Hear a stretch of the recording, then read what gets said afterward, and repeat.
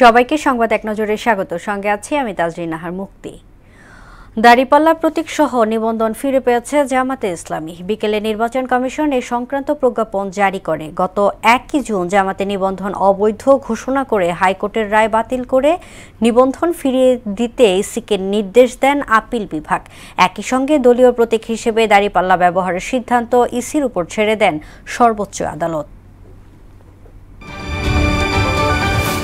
পুরোপুরি নিয়ন্ত্রণ করা না গেলেও মব ভায়োলেন্স কমিয়ে আনা সম্ভব হয়েছে বলে দাবি করেছেন স্বরাষ্ট্র উপদেষ্টা জাহাঙ্গীর আলম চৌধুরী।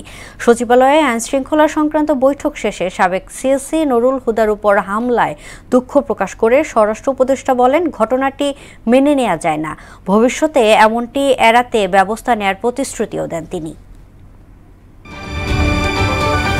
মানবতা বিরোধী অপরাধ মামলার পলাতক শেখ হাসিনা ও আসাদুজ্জামান খান কামালের পক্ষে আইনজীবী নিয়োগের নির্দেশ দিয়েছেন আন্তর্জাতিক অপরাধ ট্রাইব্যুনাল। মামলার অভিযোগ গঠনের শুনানি হবে 1 জুলাই। এছাড়া আশুলিয়ার 6 লাশ পোড়ানোর মামলায় 16 জনের সম্পৃক্ততা পেয়েছে আন্তর্জাতিক অপরাধ ট্রাইব্যুনালের তদন্ত সংস্থা। 8,974 কোটি 28 লাখ টাকা ব্যয়ে 17টি প্রকল্প অনুমোদন দিয়েছে জাতীয় অর্থনৈতিক পরিষদের নির্বাহী কমিটি একনেক। সকালে প্রধান উপদেষ্টা প্রফেসর মোহাম্মদ ইউনূসের সভাপতিত্বে অনুষ্ঠিত সভার প্রকল্পগুলোর অনুমোদন দেওয়া হয়। দিন যত যাচ্ছে সারা দেশে বাড়ছে করোনার প্রকোপ, সঙ্গে বাড়ছে মৃতের সংখ্যাও। রাজধানীর ডিএনসিসির কোভিড হাসপাতালে প্রতিদিনই ভর্তি হচ্ছেন করোনা আক্রান্ত নতুন রোগী।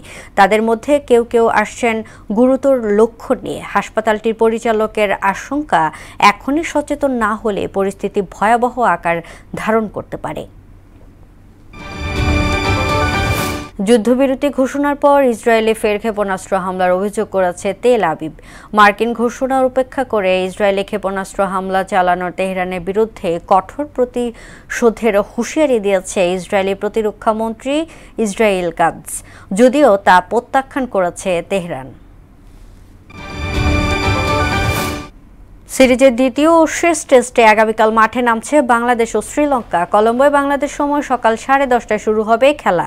প্রথম টেস্ট ড্র করায় দু দলের জন্য এটি সিরিজ জয়ের সুযোগ। সিরিজটি আইসিসি বিশ্ব টেস্ট চ্যাম্পিয়নশিপের অংশ। অসুস্থতা থেকে সেরে ওঠায় এবারে দেখা যেতে পারে মেহেদী হাসান মিরাজকেও। এই ছিল সংবাদ এক নজরে। সবশেষ খবর সবার আগে জানতে মোহনার সাথেই থাকুন। এতক্ষণ সঙ্গে থাকার জন্য ধন্যবাদ।